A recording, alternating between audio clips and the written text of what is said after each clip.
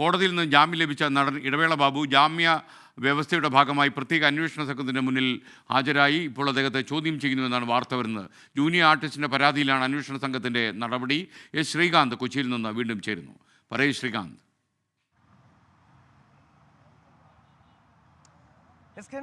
ഇപ്പോൾ ഈ SIT സംഘം ക്യാമ്പ് ചെയ്യുന്ന ക്യാമ്പ് ഓഫീസിലാണ് ചോദ്യം ചെയ്യൽ നടക്കുന്നത്. ഇപ്പോൾ ഈ ഇടവേള ബാബു ഇവിടെ ചോദ്യം ചെയ്യലിനായി ഹാജരായിട്ടുണ്ട്.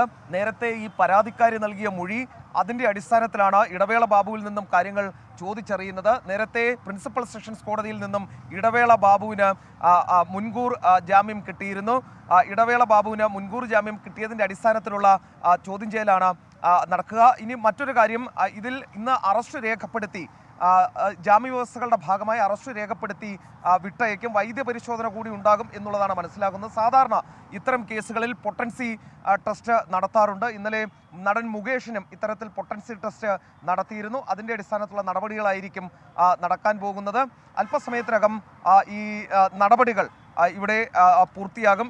ഇന്നലെ മുകേഷിനെയും സമാനമായ രീതിയിലാണ് ജനറൽ ആശുപത്രിയിൽ എത്തിച്ച് ഇത്തരം ടെസ്റ്റുകളൊക്കെ തന്നെ പൂർത്തിയാക്കിയത്. പ്രിൻസിപ്പൽ സെഷൻസ് കോടതി നടത്തിയ അവിടെ നടന്ന വാദങ്ങൾക്കൊടുവിൽ ജാമ്യം കിട്ടിയിരുന്നു, മുൻകൂർ ജാമ്യം കിട്ടിയിരുന്നു ഇടവേള ബാബുവിനും.